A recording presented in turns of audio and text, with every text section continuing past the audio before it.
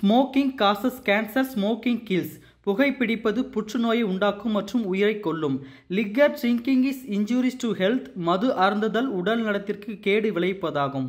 இந்த சாலையில நீங்க ஒரு முறை பயணிச்சா போதும், மனசுல இருந்து மறக்கவே முடியாது. இந்த வழியில மலை, மேகம், அடர்ந்த காடு, பனிமூட்டம்னு அனைத்தையும் இந்த பதிவுல பார்க்க போறீங்க. மேற்கு தொடர்ச்சி மலையில அமைஞ்சிருக்கிற ஊட்டியில இருந்து கூடலூர் வரைக்கும் போற பேருந்து பயணம் பத்தி தான் பார்க்க போறோம். இது சும்மா ஒரு பயணம் மட்டும் இல்லாம இது இயற்கையை முழுசா உணர்கிற ஒரு அனுபவமா உங்களுக்கு இருக்கும். Welcome to Thamu miracle media.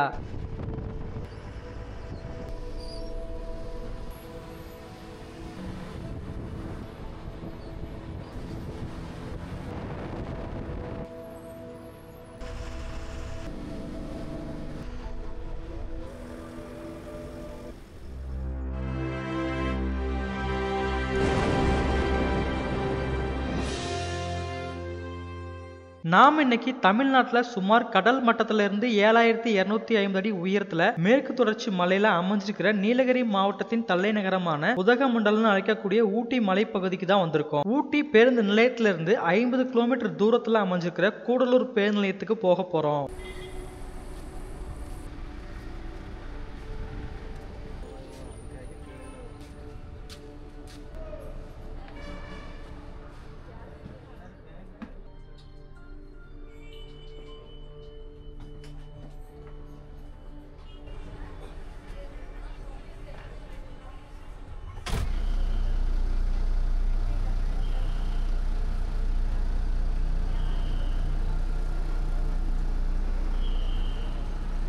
நம்மளுடைய ஊட்டி முதல் கூடலூர் வரையிலான பேருந்து பயணம் காலையில 7:30 மணிக்கு உதகை பேருந்து நிலையத்திலிருந்து கர்நாடகா அரசு பேருந்துல ஆரம்பமாகுது.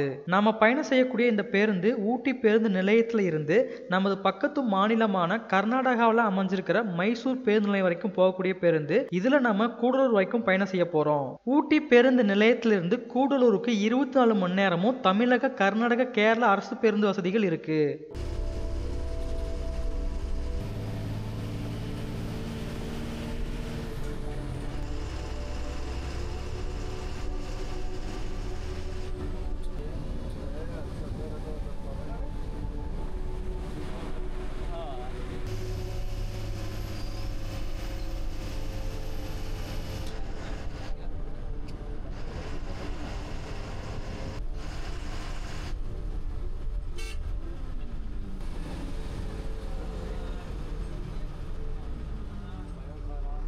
ஊட்டி பேருந்து நிலையத்திலிருந்து அடுத்து நம்ம தலைக்குந்தா பகுதிக்கு போக போறோம். பேருந்து நிலையத்திலிருந்து தலைக்குந்தா பகுதிக்கு பயண தூரமா ஒரு 8 கிலோமீட்டர் வருது. பேருந்து நிலையத்திலிருந்து தலைக்குந்தா போற வழியில நம்மளால அதிகமான அடுக்கடுக்கான வீடுகள் இருக்கிறதையும், ஊட்டி மருத்துவ கல்லூரிகளையும், இந்துஸ்தான் போட்டோ பிலிம் நிறுவனங்களையும், ஃபைன் ஃபாரஸ்ட் காடுகளையும் பார்க்க முடியும். நாம வலது பக்கத்துல பார்க்கக்கூடிய இந்த அடுக்கடுக்கான கட்டடங்கள் தான் ஊட்டியில அமைஞ்சிருக்கிற மருத்துவமனை மற்றும் மருத்துவ கல்லூரி. அடுத்து நாம இடது பக்கத்துல இந்துஸ்தான் போட்டோ பிலிம் நிறுவனம் இருக்கிற இடத்தை பார்க்க போறோம். இந்த நிறுவனம் தான் தெற்கு ஆசியாவில் அமைக்கப்பட்ட ஒரே பிலிம் தொழிற்சாலை இதுதான். இந்த தொழிற்சாலையில தான் டிஜிட்டல் மயமாக்கப்பட்டதுக்கு முன்னாடி வந்த கேமராக்கள் உள்ள பிக்சர்கள், எக்ஸ்ரே பிலிம்லாம் இங்க தான் தயாரிச்சிருக்காங்க. 1960ல தொடங்கப்பட்ட இந்த தொழிற்சாலை பல்வேறு காரணங்களால 2016ஆம் ஆண்டு மூடப்பட்டிருக்கு. நம்மளுடைய பேருந்து பயணத்துல நாம தலைக்குந்தா பகுதியை நோக்கி போய்கிட்டு இருக்கோம். இங்க போற வழியில் நம்மளால சாலையோட 2 பக்கங்களையும் அதிகமான உயரமான பைன் மர காடுகள் இருக்கிறத பார்க்க முடியுது.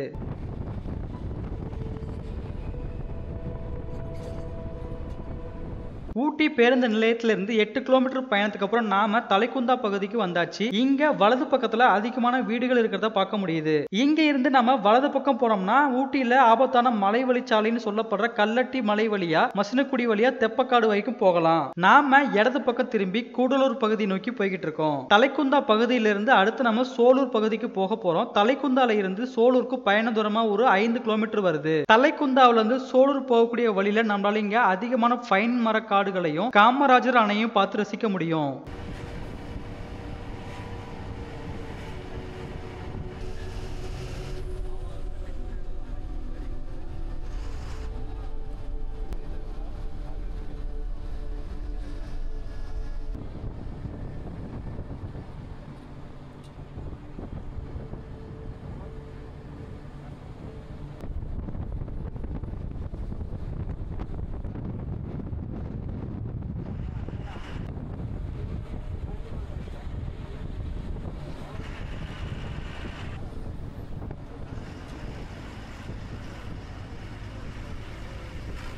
5 கிலோமீட்டர் பயணத்துக்கு அப்புறம் நாம சோலூர் பகுதிக்கு வந்தாச்சு. இங்கிருந்து வலது பக்கம் போனோம்னா சோலூரோட மைய பகுதிக்கு போகலாம்.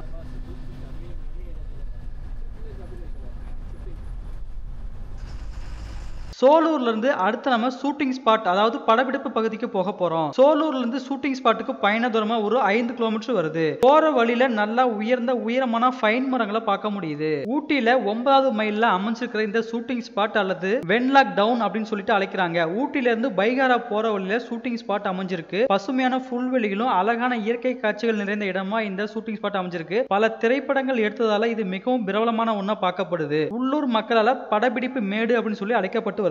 இந்த ஷூட்டிங் ஸ்பாட் பகுதியில் தமிழ்ல வெளிவந்த ஏராளமான படங்கள் மற்றும் பாடல்கள் அதிகமாக காட்சிப்படுத்தப்பட்டிருக்கு. தமிழ் மொழி மட்டும் இல்லாம கன்னடம், மலையாளம் போன்ற படங்கள்லயும் இந்த ஷூட்டிங் ஸ்பாட் பயன்படுத்தி நிறைய பாடல் காட்சிகள் எடுத்திருக்காங்க.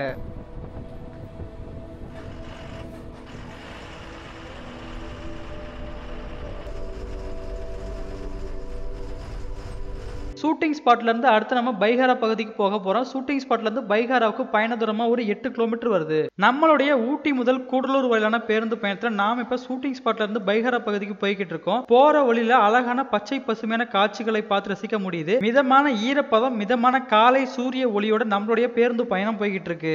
ஷூட்டிங் ஸ்பாட் பகுதியிலிருந்து நாம இப்ப பைகாரா பகுதி நோக்கி போய்கிட்டு இருக்கோம். இங்க போற வழியில் நம்மளால இங்க வலது பக்கத்துல ஒரு சாலை பிரியறத பார்க்க முடியும். இந்த சாலையில நம்ம 10 கிலோமீட்டர் போனோம்னா கிளன் மோர்கன் அப்படின்னு சொல்லக்கூடிய ஏரி பகுதிக்கு போகலாம். அந்த ஏரி பகுதியில அழகான வியூ பாயிண்ட்லாம் இருக்குன்னு சொல்லி சொல்றாங்க. இப்போதைக்கு அங்க சுற்றுலா பயணிகளுக்கு அனுமதி இல்லை அப்படின்னு சொல்லி செய்திகள் இருக்கு. பைகாரா அணை மற்றும் அருவி நீலகிரி மாவட்டத்தோட ஒரு முக்கிய சுற்றுலா தலமா பார்க்கப்படுது. பைகாரா அணையில படகு சவாரி வசதிகள் இருக்கு. 55 மீட்டர் முதல் 61 மீட்டர் உயரத்திலிருந்து அருவியா கொட்டுறதால இங்க வர சுற்றுலா பயணிகளை கவரும் வகையில இந்த பைகாரா நீர்வீழ்ச்சி அமைஞ்சிருக்கு.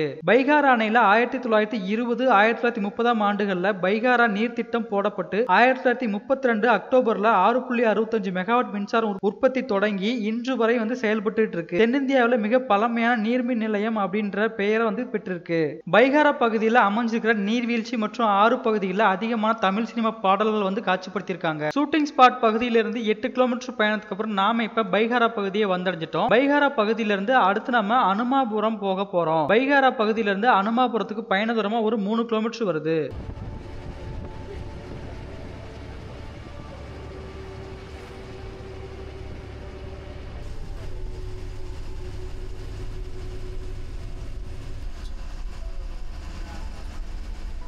பைகாரா பகுதியிலிருந்து நாம இப்ப அனுமாபுரம் பகுதியை நோக்கி போய்கிட்டு இருக்கோம். இங்க போற வழியில நம்மளால இங்க கிளைமேட் நல்லா ஜில்லுன்னு ஃபீல் பண்ண முடியுது.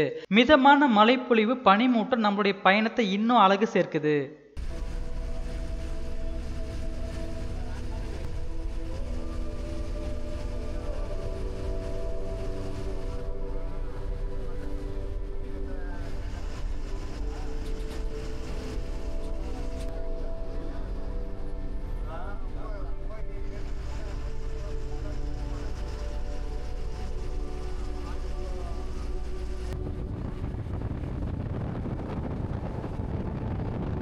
மூணு கிலோமீட்டர் பயணத்துக்கு அப்புறம் நாம அனுமாபுரம் பகுதிக்கு வந்தாச்சு. இங்க அதிகமான பனிமூட்டத்தோட தேயிலை தோட்டங்கள் இருக்கிற காட்சிகளை பார்க்க முடியுது. கடும் குளிரோட நம்ம பயணம் இனிமையா அமைஞ்சிருக்கு. தேயிலை தோட்டம், கோவில், அடுக்கடுக்கான வீடுகள், பனிமூட்டம் பார்க்க ரொம்பவும் கண்கொள்ளா காட்சியா இருக்கு.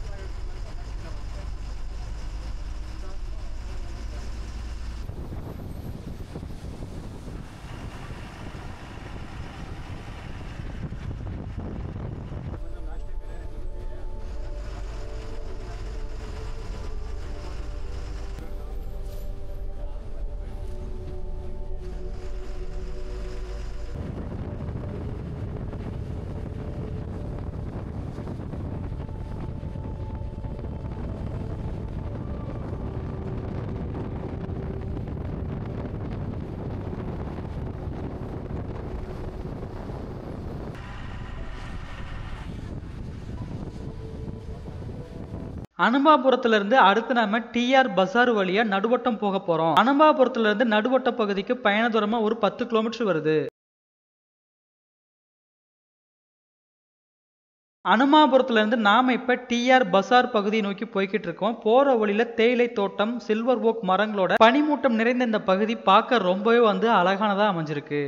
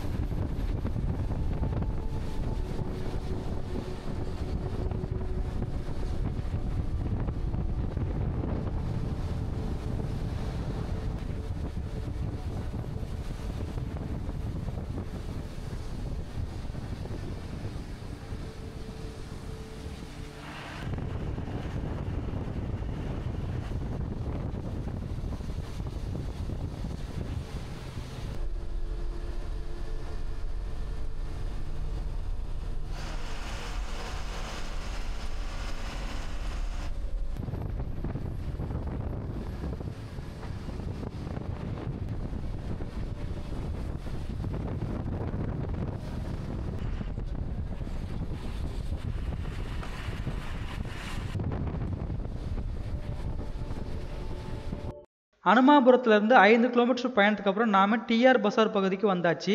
இங்க இடது பக்கத்துல அழகான ஒரு ஏரி அமைஞ்சிருக்கிற பகுதியை பார்க்க முடியுது. அதிக மழைப்பொழிவு காரணமா ஏரியில் உள்ள நீர்கள் அனைத்தும் செம்மையா தெரியுது.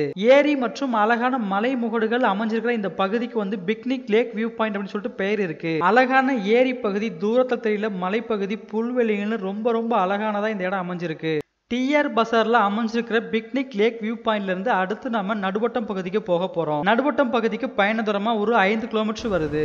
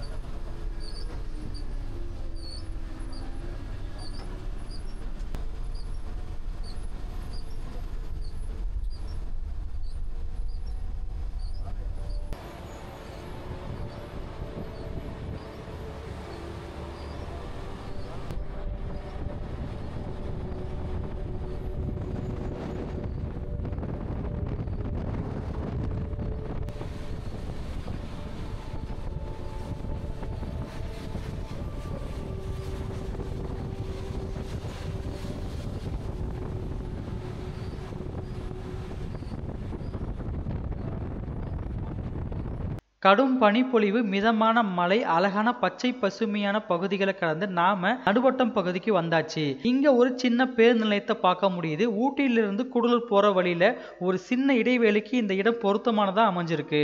அடிக்கிற குளிருக்கு இந்த பேருந்து நிலையத்துல நம்ம ஒரு 5 நிமிஷம் ஒரு டீ குடிக்க சிறந்த இடமா இந்த இடம் அமைஞ்சிருக்கு.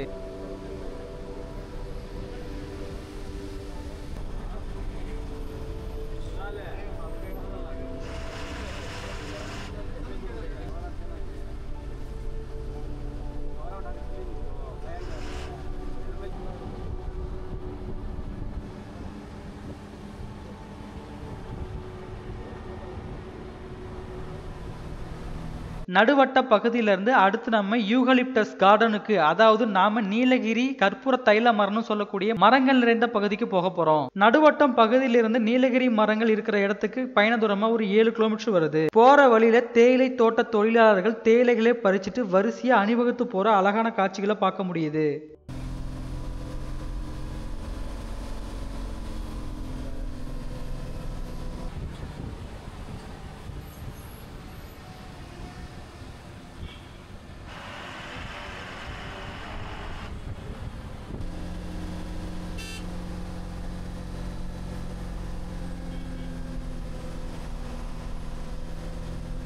ஊட்டி முதல் கூடலூர் வரையிலான நம்மளோட இந்த பயணம் மான்சூன் மாதங்களான ஜூன் மாதத்துல அமைஞ்சிருக்கு.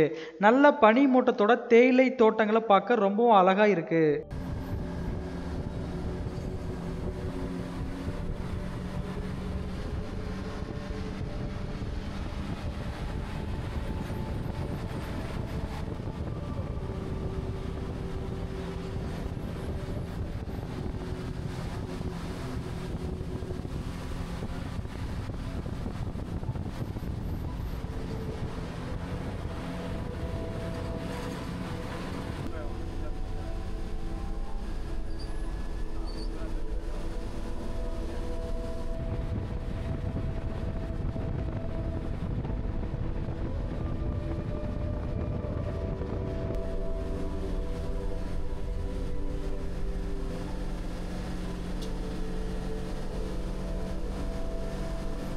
மிக உயரமான மலைப்பகுதியிலிருந்து நாம இப்ப தாழ்வான பகுதி நோக்கி போய்கிட்டு இருக்கோம். மிக குறுகலான ஏர்பின் வளைவுகள் இருக்கதால நாம கொஞ்சம் பொறுமையா நிதானமா போறது நல்லது. நீங்க 2 மற்றும் 4 சக்கர வாகனங்கள்ல இந்த பகுதியில வரும்பொழுது மிகவும் பார்த்து பாதுகாப்பான முறையில வாங்க.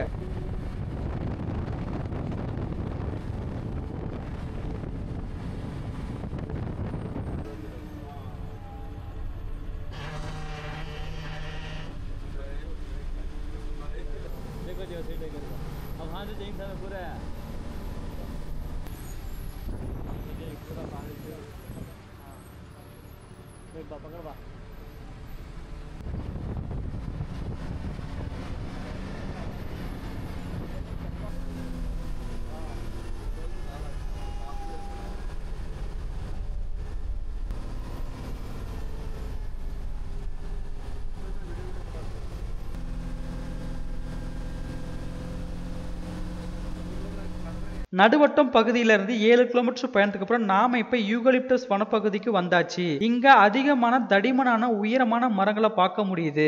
இந்த பகுதியில நீடில் ராக் வியூ பாயிண்ட், அதாவது ஊசிப்பாறை காட்சி முனை அமைஞ்சிருக்கு. நீங்க இந்த வழியில வரும்பொழுது கண்டிப்பா இந்த பகுதியில் உள்ள இந்த காட்சி முனையை பார்த்து ரசிச்சு போங்க. 360 டிகிரி கோணத்துல நீங்க இந்த இடத்துல இருந்து சுத்தி பாத்தீங்கன்னா முழு இயற்கை காட்சிகளை பார்த்து ரசிக்கலாம். இயற்கை ஆர்வலர்களுக்கும் புகைப்பட கலைஞர்களுக்கும் ஏத்த இடமா இந்த ராக் வியூ பாயிண்ட் அமைஞ்சிருக்கு.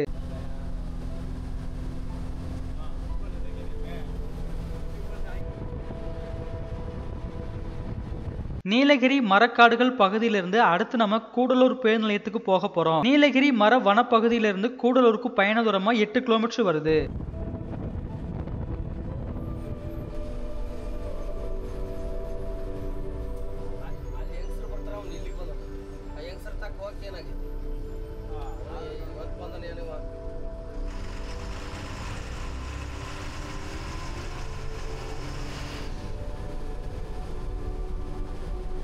நீலகிரி மர வனப்பகுதியிலிருந்து நாம கூடலூர் நோக்கி போய்கிட்டு இருக்கோம். இங்க போற வழியில அழகான சில்வர் ஓக் மரங்களோட தேயிலை தோட்டம் இருக்கிற காட்சிகளை பார்க்க முடியுது. இங்க நீங்க புகைப்படம் எடுத்துக்கலாம். இங்க தேயிலை பறிக்கிறவங்களோட அழகான காட்சிகளை பார்த்து ரசிக்கலாம்.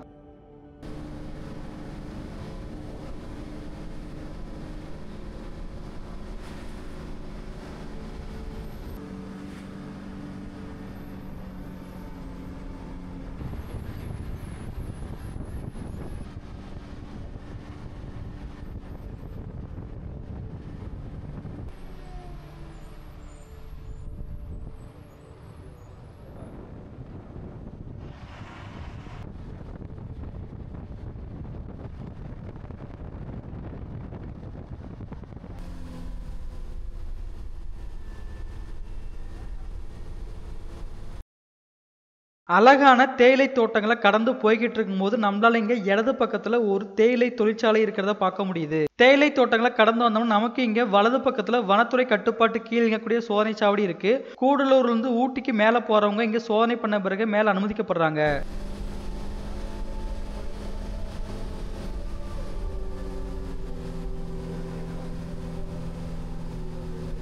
கூடலூர் இந்தியாவில் தமிழ்நாடு மாநிலத்தில் அமைஞ்சிருக்கிற நீலகிரி மாவட்டத்தில் ஒரு நகராட்சி பகுதி. கூடலூர்ல முக்கிய தொழிலா தேயிலை தொழிற்சாலை பார்க்கப்படுது. கடல் மட்டத்திலிருந்து 3140 அடி உயரத்துல மேற்கு தொடர்ச்சி மலையில அமைஞ்சிருக்கு. கூடலூர் பகுதியில தான் முதுமலை, மசினக்குடி போன்ற புலிகள் காப்பக காடுகள் அமைஞ்சிருக்கு. கூடலூர் கர்நாடக மாநிலத்தின் குண்டல்பேட்டை, கேரளா மாநிலத்தின் மலப்புரம் சுல்தான் பத்தேரிக்கு பகுதிக்கு இடையில அமைஞ்சிருக்கு. கூடலூருக்கு கோவை, வாளையார், பாலக்காடு, பெரிந்தல்மண்ணா, நிலம்பூர் வழியா கூடலூருக்கு வரலாம். இந்த வழியில வந்தீங்கன்னா உங்களுக்கு 20 கிலோமீட்டர் தான் மலை வழி பயணம் இருக்கும். ஊட்டில இருந்து கூடலூர் வந்தோம்னா வழி ஃபுல்லா மலை பயணமா தான் இருக்கும். ஊட்டில இருந்து கூடலூருக்கு மொத்த பயண தூரமா 50 கிலோமீட்டர் வருது. ஊட்டில இருந்து தமிழக, கேரளா, கர்நாடக பேருந்துகள் வசதிகள் இருக்கு. ஊட்டில இருந்து தமிழக அரசு பேருந்துகள்ல பயண கட்டணமா 70 ரூபாய் வசூலிக்கிறாங்க. ஊட்டில இருந்து கூடலூருக்கு பேருந்துல வந்தோம்னா 2ல இருந்து 2.25 மணி நேரம் ஆகுது. கூடலூர்ல இருந்து வலது பக்கம் போனோம்னா கர்நாடகா மாநிலத்துக்கு போகலாம், இடது பக்கம் போனோம்னா கேரளா மாநிலத்துக்கு போகலாம். 2 மாநிலங்களுக்கு இடைப்பட்ட இடத்துல தான் கூடலூர் பகுதி அமைஞ்சிருக்கு.